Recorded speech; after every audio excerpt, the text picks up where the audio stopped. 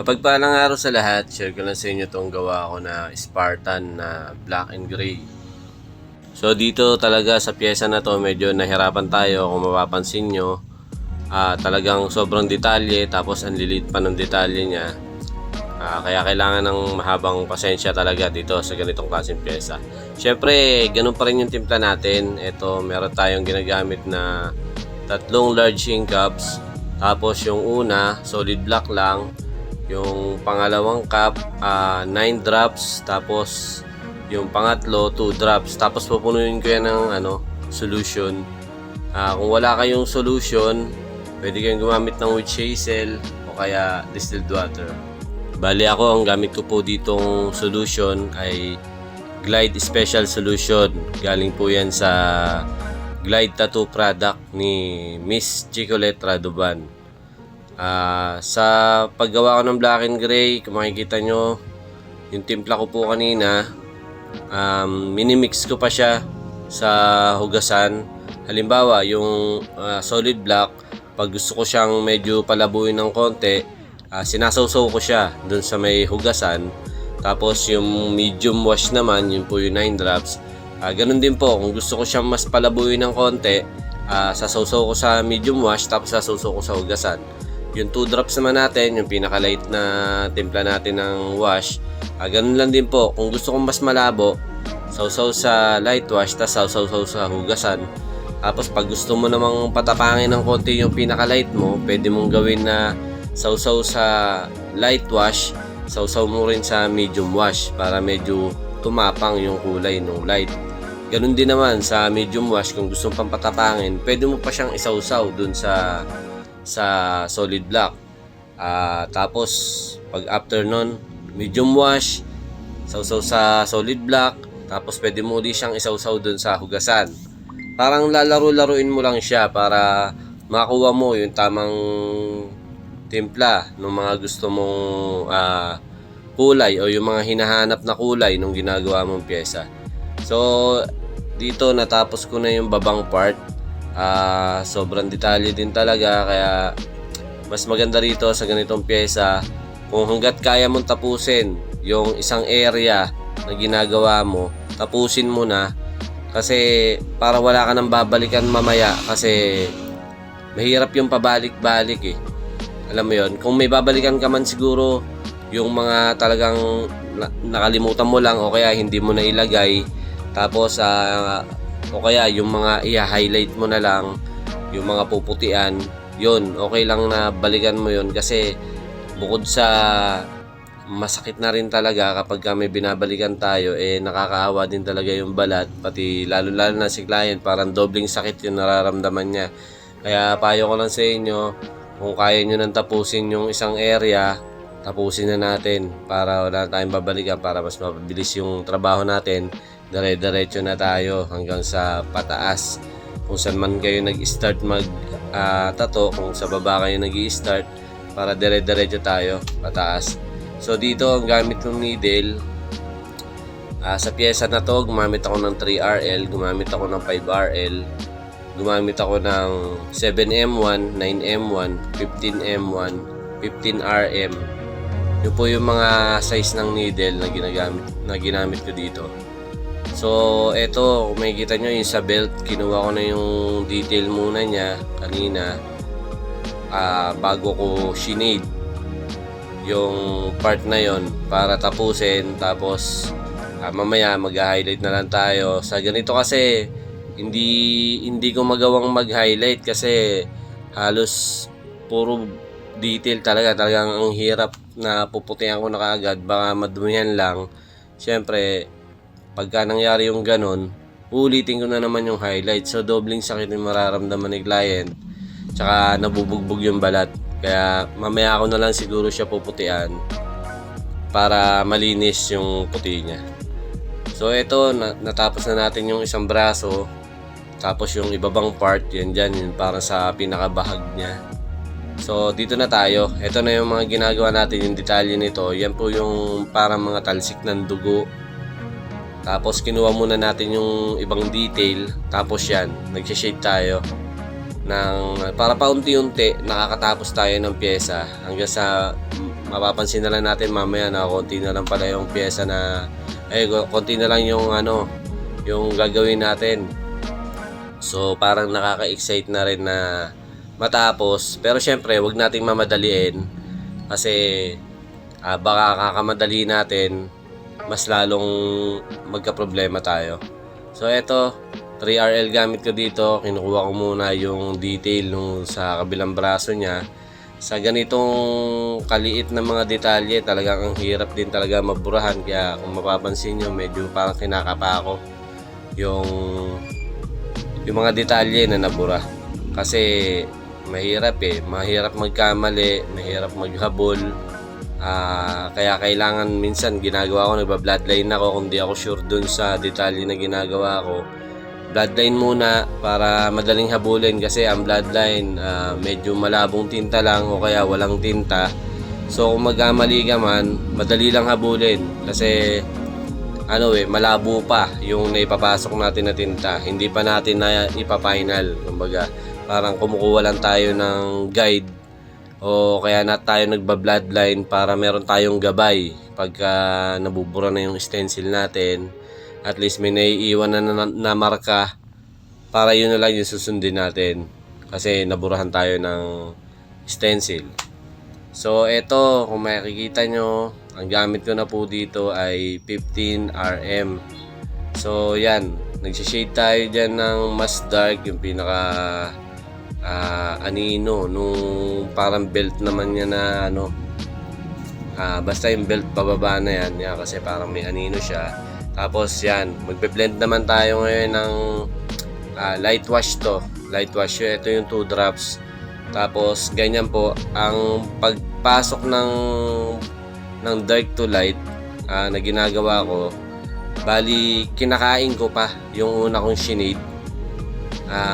Kung maintindihan niyo sinasabi ko, hindi niyo siya idudugtong dun sa unang dark na kinulay natin. Parang kakain kayo ng konti dun sa dark pagka magbe-blend kayo ng kulay para maganda yung yung transition nung dalawang kulay kasi parang dalawang kulay na yan kumbaga dark tapos magla-light magla-light wash ka na, parang ganon. So hindi mo kailangang idugtong kasi pangit tignan minsan, nawawalan ng blending o nawawalan ng transition. So para siyang putol kung titignan mo. So tapos dito, eto yung gamit ko rito, 5RL. Ganito yung diskarte ko kasi parang yung pinaka-belt niya parang gawa din sa sa balat ng hayop. Tapos parang may mga tuldok-tuldok o ganon.